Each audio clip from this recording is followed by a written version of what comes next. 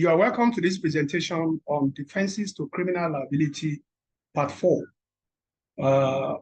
Today, we'll be examining the defense of minority.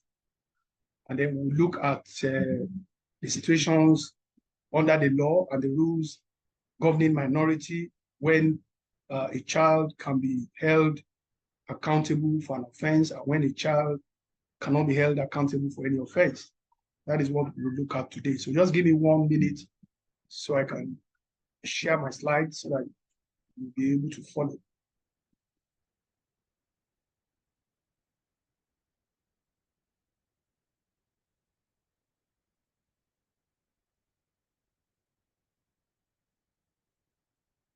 Now, what are the learning objectives for this lesson?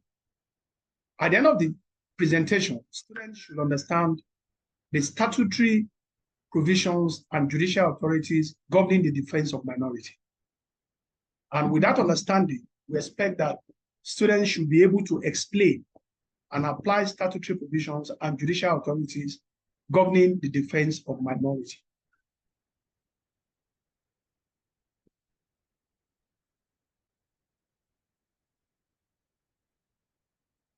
The ages at which a minor can be fully held responsible for a crime under the law in Nigeria ranges between 7 and 12 years. Under the penal and the criminal codes, a child below the age of 7 years is not criminally responsible for any act or omission. Now, what that means is that the provision constitutes an irrebuttable state of affairs. The law says once a child is below the age of 7 years, that child is not criminally responsible for any act or omission. So it doesn't matter if you can show that the child is sufficiently developed in terms of intellect or in terms of capacity to know the difference between what is right and wrong. All those considerations does not apply. Once a child is below the age of 7 years, that child cannot be criminally responsible for any act or omission in Nigeria. This is provided for in Section 30 of the Criminal Code and Section 50 of the Penal Code. You can see this. Read the case of Lucky against the state, 2016 13 NWLR, Part 1528 at page 129. Between the age of 7 and 12, a minor is not criminally responsible for an act or omission. That's the general rule. Unless it is proved that at the time of the act or omission, he had capacity to know that he ought not to do the act or make the omission. Now, the general rule is that a child between the age of 7 and 12 is not criminally responsible for an act or omission. But the prosecution is allowed to give evidence, to lead evidence, to prove that at the time of the act or the omission, the child had capacity to know that he ought not to do the act or make the omission. In other words, the prosecution can lead evidence to show that the child is sufficiently developed in terms of intellect and knowledge to be able to make a distinction between what is right and what is wrong. The prosecution can lead evidence to show that the child had capacity to know that he ought not to do the act or make the omission. So that is between the ages of 7 and 12 is not an absolute bar to criminal responsibility. The general rule under the ages of 7 and 12 is that, yes, the child is not criminally responsible unless the prosecution can lead evidence to establish capacity that the child ought, the child knows that he ought not to do the act or make the omission. The test for responsibility under the Penal Code is that for ages between 7 and 12, the minor must have attained sufficient maturity of understanding to judge the nature and the consequences of such act.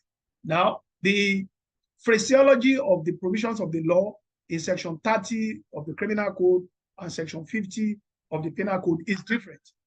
But essentially, what those provisions are concerned with is that the prosecution can lead evidence to show that the child is sufficiently matured enough to know the difference between what is right and between what is wrong.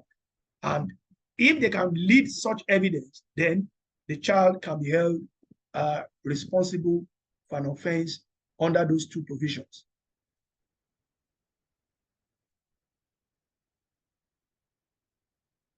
The provisions presume that the child is not responsible. I've already said that earlier. Unless the prosecution is able to prove that the child is sufficiently mature to judge the nature and the consequence of his act.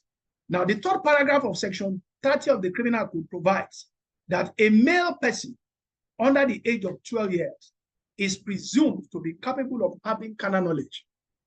Now, this provision in Section 30 of the Criminal Code has no equivalence under the provisions of the Penal Code. And that provision introduces what can be called an irrebuttable presumption of law. The law says a male child under the age of 12 is incapable of having carnal knowledge.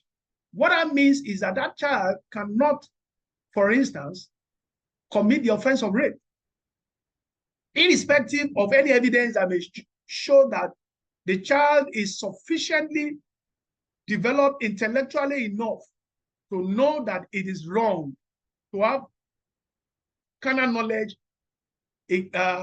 with a female victim without the consent of the victim. Irrespective of the fact that the child is actually able to, to assume erection and thereby capable of actually having carnal knowledge. The law says he cannot. Now, this provision happily has been removed from the Criminal Law of Lagos State 2011 because we now know that because of,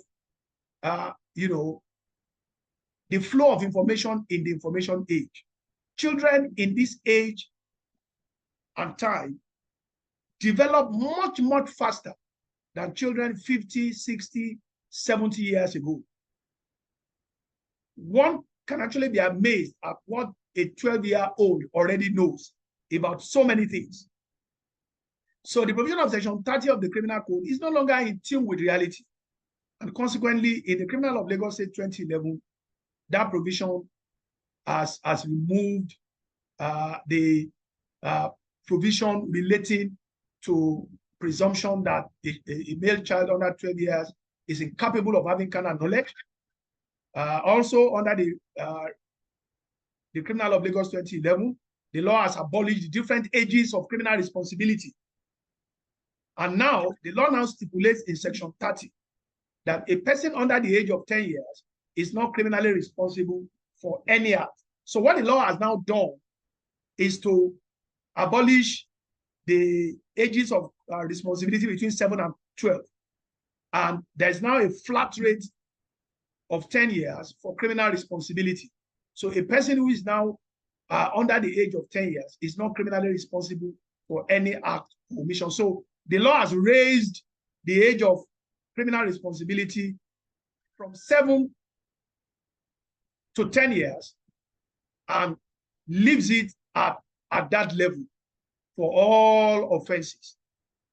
Now, a child within the range of criminal responsibility, now under the criminal law in Lagos, even if a child is under the range of criminal responsibility, that does not mean that the child will be, charged in an adult court and exposed to the criminal justice system that an adult person usually goes through.